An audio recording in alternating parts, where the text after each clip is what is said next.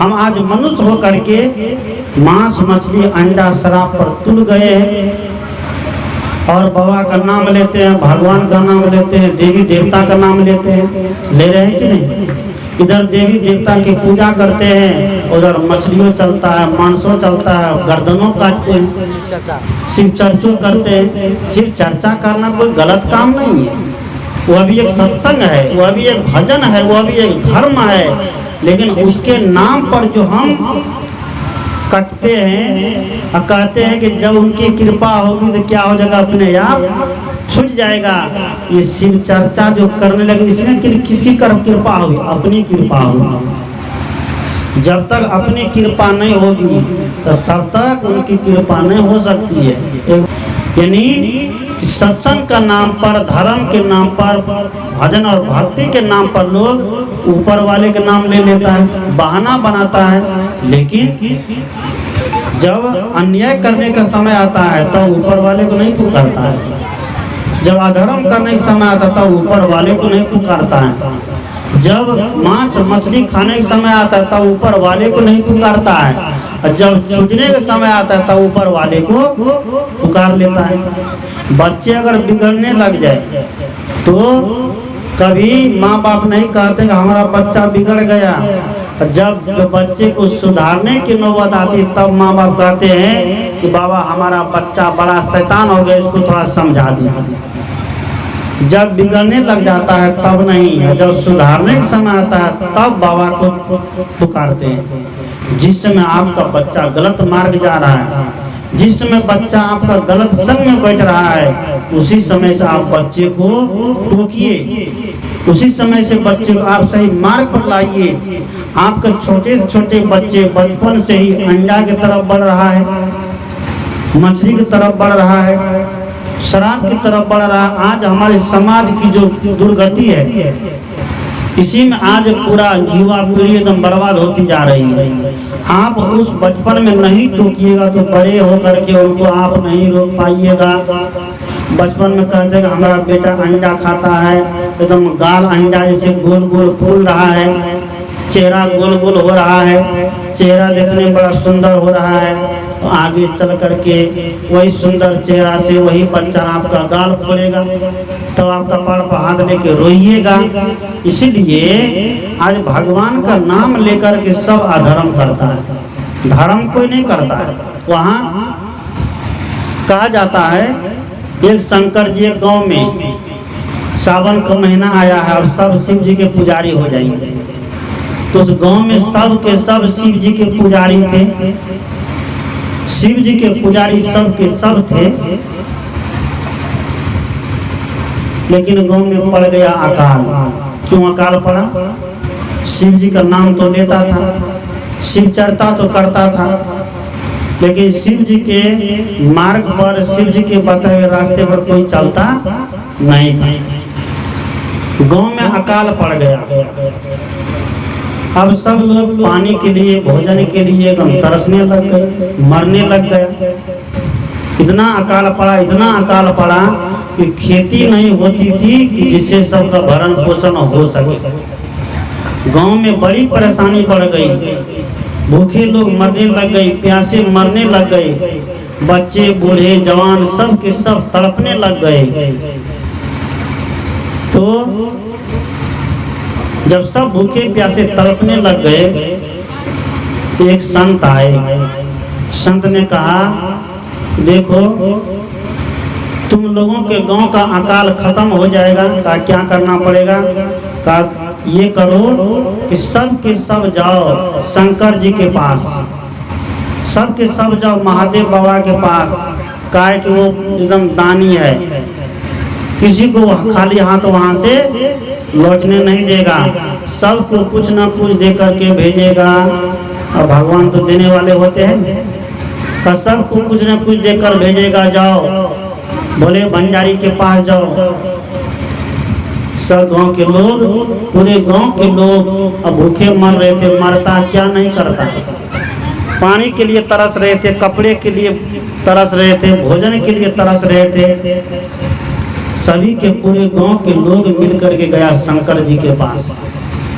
शंकर जी के पास गए तो शंकर जी एकदम कैलाश पर्वत पर उसका कैलाश जुड़ गया। क्या बात है कि आज देखते हैं कि सब के सब एकदम धरती का मनुष्य मेरे पास आ गया है, पूरा गांव का गांव खाली करके आ गया है, क्या बात है। पता चला अकाल पड़ गया, भूखे मर रहे थे, प्यासे मर रहे थे, इसीलिए सबको आना पड़ गया। शंकर जी ने कहा ठीक है जाओ, आज से तुम लोगों के अकाली खत्म हो जाएगी, मेरा आशीर्वाद है, मेरी कृपा है। अब जाओ सब लोग अपने अपने काम में लग जाना, आज से तुम्हारी अकाली समाप्त हो जाएगी। आते समय सबको शंकर जी ने क्या किया, एक एक कहना चाहिए कठौता दिया, परात दिया, और कौन सी का वो सोने का दिया। एक एक कठौता सोने का दिए तो कितना रुपया हो जाएगा, कितना पैसा होगा, बहुत हो जाएगा ना। एकदम बड़ा बड़ा कठौता दिया कि जाओ इसको ले के जाओ, तुम लोग घर जाते जाते माले माल हो जाओगे। सब लोग वो टोकरी ले लिया, वो परात ले लिया, वो कठौता ले लिया, लेकर के सब लोग अपने अपने घर आ गए। सब लोग अपने अपने घर आए, सोना को जो उतना बड़ा कठौता मिला, परात मिला, सब क्या किए, उसको बेच करके करोड़ों रुपया हो गया। उस पैसे से अनाज खरीद लिया, कोई कपड़े खरीद लिया, कोई पानी खरीद लिया, कोई कुछ खरीद लिया, कोई कुछ खरीद लिया, खाने पीने का सारी सामग्री खरीद करके उस दिन से वो लोग जीवन गुजर करने लग गया। एक दिन शंकर जी के मन में हुआ, हमारे भक्त सब आए थे, सबको मैंने सोने का भरा हुआ पात्र दिया, सोना का मैंने परात दिया, गमला दिया। चल करके देखते हैं हमारे भक्त लोग क्या करता है। शंकर जी कैलाश पर्वत से उतर करके बसहा बरत पर बैठ करके, नंदी पर बैठ करके और चल दिए कहाँ, धरती की तरफ देखने के लिए। किसको, अपने भक्तों को देखने के लिए। यहाँ जब आया देखता है, गांव गांव में घूम घूम करके शंकर जी देखते हैं, जिसको जिसको पात्र दिए थे, जिसको जिसको परात दिए थे, गमला दिए थे, सब उसको भाजा भाजा करके अपना गुजर बसर कर रहा है, जीवन यापन कर रहा है, सब सुखी संपन्न हो गया। लेकिन एक व्यक्ति अभी दरिद्र का दरिद्र ही था, वो अभी वो भिखारी का भिखारी ही बना हुआ था। पूरे गांव के लोग सही हो गया, सुखी हो गया, लेकिन एक व्यक्ति पूरा दरिद्र का दरिद्र बना हुआ था। उनसे कहा वो दरिद्र क्यों बना हुआ था? वो दरिद्र इसलिए बना हुआ था कि सोने का जो पात्र भगवान दिया, शिव जी दिया, उस पात्र से वो क्या करता था, गंदगी उठाता था, गंदा फेंकता था। उस पात्र से गंदा फेंकते देख करके शंकर जी बड़ा नाराज हुआ, बड़ा नाखुश हुआ। अरे अभागा मनुष्य, हम तुमको यह पात्र दिए, इस पात्र को तुम बेच करके भांजा करके करोड़ों रुपया इकट्ठा कर सकता था और गुजर बसर कर सकता था, लेकिन उस पात्र से तुम, इतना सुंदर सोने के पात्र से तुम क्या कर रहा है, गंदगी को फेंक रहा है, पैखाना फेंक रहा है। शंकर जी गुस्सा के मारे, उनका जब क्रोध भड़कता था तो किसी का चलने वाला नहीं था। क्रोध के मारे शंकर जी ने कहा, लो ये पात्र मुझे दे दो, अब तुम्हें ये पात्र की जरूरत नहीं है। शंकर जी पात्र छीन लिया और उसको वहीं को वहीं फिर कंगाली में भेज दिया। फिर वो जीवन, उसका जीवन दुभर हो गया, मरने के लिए, खाने के लिए तरसने लग गया, पीने के लिए तरसने लग गया। काहे कि उसके पहले वो उस सोने के पात्र से गंदगी फेंक फेंक करके 2-4 रुपया कमा करके, मेहनत मजदूरी करके उससे गुजर बसर करता था। शंकर जी ने ये मामला जब देखा तो शंकर जी ने क्या किया, वो छीन करके लेके चला गया और उस व्यक्ति को वहीं का वहीं भेज दिया। सज्जनों, यह कहानी बातों को समझाने के लिए है। भाव इतना है कि ये भगवान कहना चाहिए, प्रकृति कहना चाहिए। शंकर जी नाराज होके, गुस्सा होके, क्रोध के मारे उसका वह पात्र लेके चला गया और उनको फिर भूखे प्यासे मरने के लिए छोड़ दिया। सज्जनों, भाव है कि भगवान कहिए, प्रकृति कहिए, प्रकृति के द्वारा ये सोने के जैसा चमकते हुए पात्र मिला है, इस मनुष्य का शरीर मिला है। क्या है? सोने के जैसा चमकता हुआ, सोना से भी ज्यादा कीमती है नहीं है?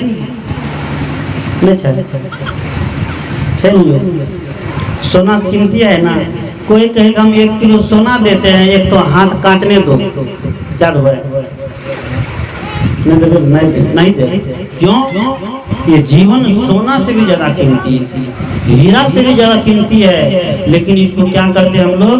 व्यर्थ में गंवा देते। कभी साहब ने कहा ना, भजन बिना नर बाबरे तूने, भजन बिना नर बाबरे तूने, हीरा जन्म गमाया।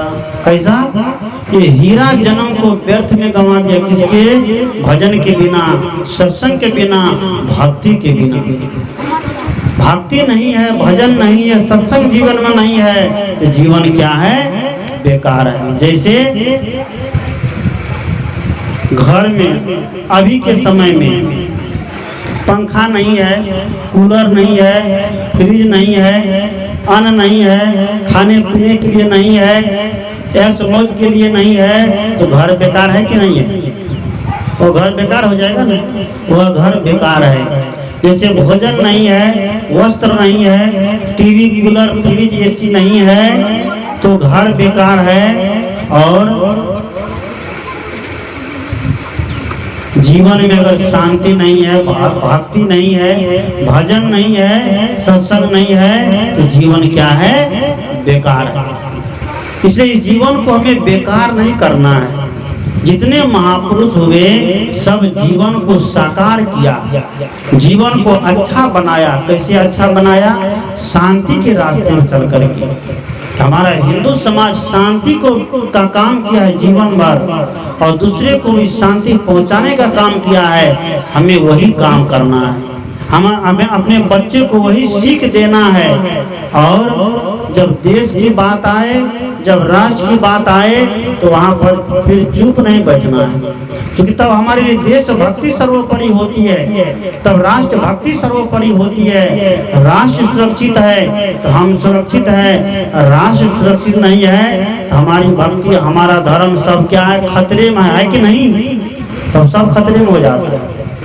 इसलिए सदगुरु कहते हैं कि जीवन को सुंदर बनाने के लिए हमें क्या करना है? गुरु की भक्ति करना है। कवि साहब ने कहा, जाको सदगुरु ना मिला, व्याकुल दहु दिस धाय, आँखी न सूझे बाबरा, घर जरे घोर बुताए। गुरु की भक्ति करने से पहले आपके जीवन में गुरु होना चाहिए, आपके घर में गुरु होना चाहिए, आपके परिवार में गुरु होना चाहिए। कहा कि गुरु के बिना घर, परिवार और खुद का जीवन क्या है? अधूरा है। इसलिए एक संत बड़ा सुंदर भजन गाए हैं। आइए भजन भी बीच बीच में सुनिए और बीच बीच में प्रवचन भी सुनिए। दोनों सुनिएगा तो थोड़ा पचेगा, खाली प्रवचन सुनिएगा तो हजम नहीं होगा। इसलिए दोनों सुनते चलिए। संत ने बड़ा सुंदर भजन गाया है।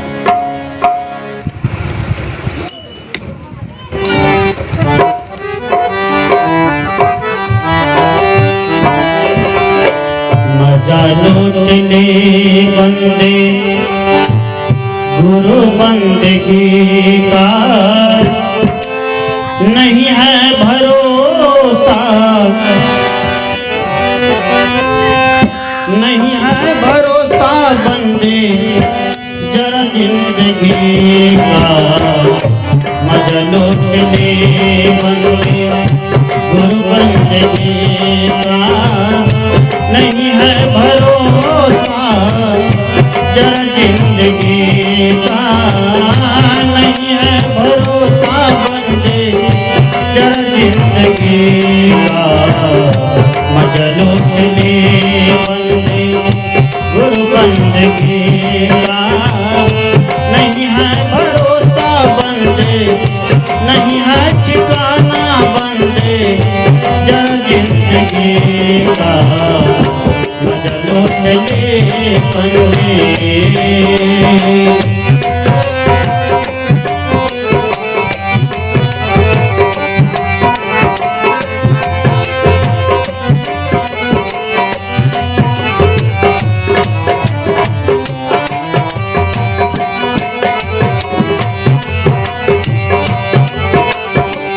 निकलता है सड़कों पे फैशन लगा कर, अकड़ता है तन को बरतों सजा कर, अकड़ता है तन को बरतों सजा कर। निकलता है सड़कों पे फैशन लगा कर, अकड़ता है तन को बरतों सजा कर, करता है तन को बरतों सजा कर। इशारा है हर गंदगी का, इशारा है हर गंदगी का। नहीं है भरोसा, नहीं है भरोसा, नहीं है भरोसा बंदे जरा जिंदगी का। नहीं है भरोसा बंदे जरा जिंदगी का। मजा लूट ले बंदे।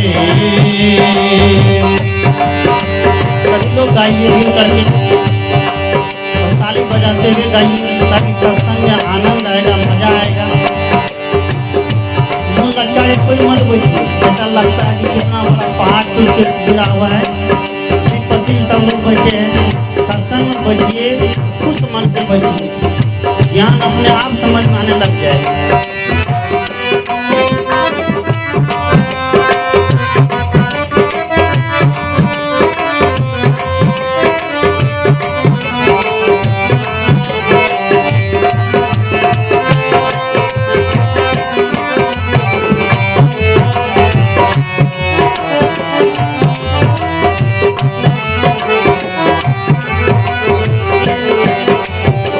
लगाए मोहब्बत के सुंदर बगीचे, लगाए मोहब्बत के सुंदर बगीचे, सजाए भवन को बिछा कर गलीचे, सजाए भवन को बिछा कर गलीचे।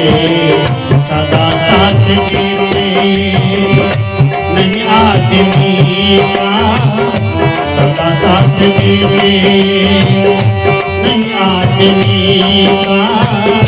नहीं है भरोसा, नहीं है भरोसा जरा जिंदगी का। मजा लूट ले बंदे।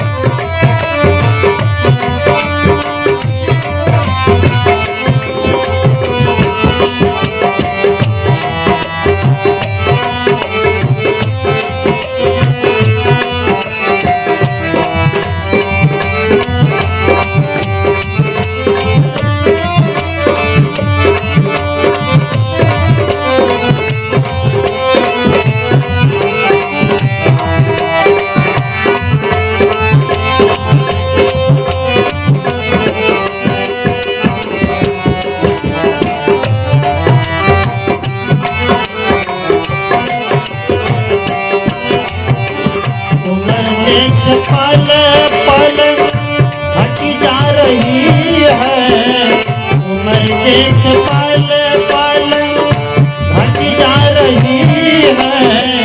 निकट मौत छीने छीने चली आ रही है, निकट मौत छीने छीने चली आ रही है। उम्र देख पल पल घटी जा रही है, निकट मौत छीने छीने चली आ रही है। मौत छीने छीने चली आ रही है। मौत हमारा पीछा करते हुए आ रही है। जिस दिन हमारा जन्म होता है उसी दिन से मौत हमारा पीछा कर लेती है। इसलिए इस मौत से बचने के लिए सभी कहते हैं जीवन में गुरु बनाइए और उसकी भक्ति करिए।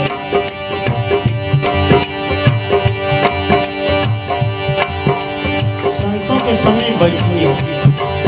संत का जीवन बिल्कुल निर्भय जीवन होता है। संत का जीवन मौत से बहुत दूर चला गया होता है। इसलिए देखते हैं संत मरने से कभी घबराते नहीं है, कभी डरते नहीं है। कभी साहब ने कहा यही मरने से जग गए मेरा मन आनंद, यही मरने से जग गए मेरा मन आनंद। कब मरी हो कब पाई हो, कब मरी हो कब पाई हो, पूर्ण परमानंद कबीरा पूर्ण परमानंद।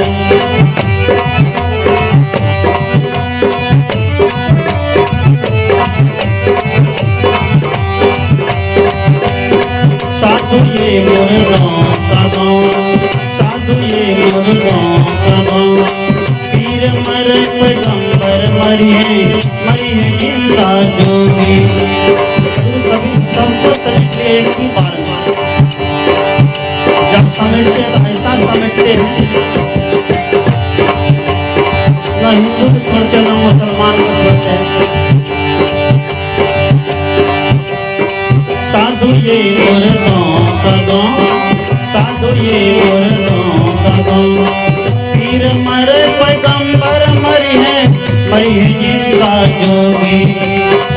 पीर मरे पैगंबर मरी है जिंदा जोगी। राजा मरी है प्रजा मरी है बैदोर रोगी। राजा मरी है प्रजा मरी है बैदोर रोगी। वैद को भी नहीं छोड़ा जो मृत्यु के मुंह से बचाता है।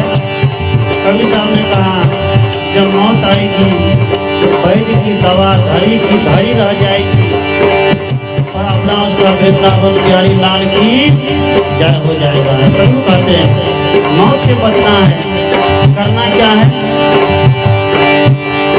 उसके लिए यही जो भजन अभी गा रहा था। क्या मजा लूटने बंदे गुरु बंदगी का नहीं है भरोसा, जरा जिंदगी का नहीं है भरोसा बंदे जरा जिंदगी का। मजा लूटने बंदे गुरु बंदगी का, मजा लूटने बंदे।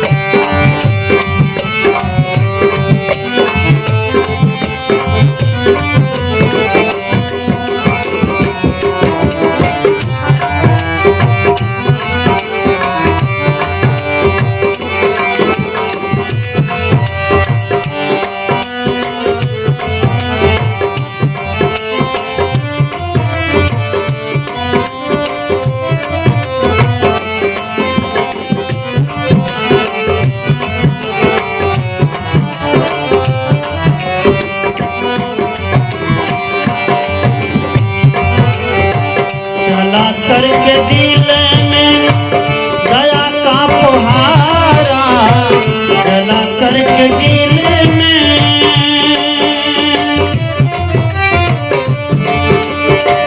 जला करके दिल में दया का फुहारा, ये दीन दुखियों को जिसने सहारा, ये दीन दुखियों को जिसने सहारा उसी का है जीवन,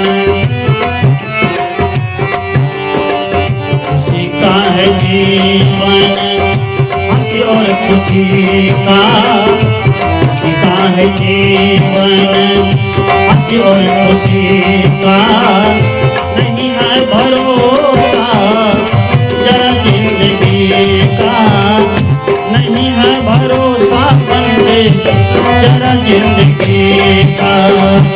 मजा लूटने बंदे और बंदगी का, मजा लूटने बंदे और बंदगी का।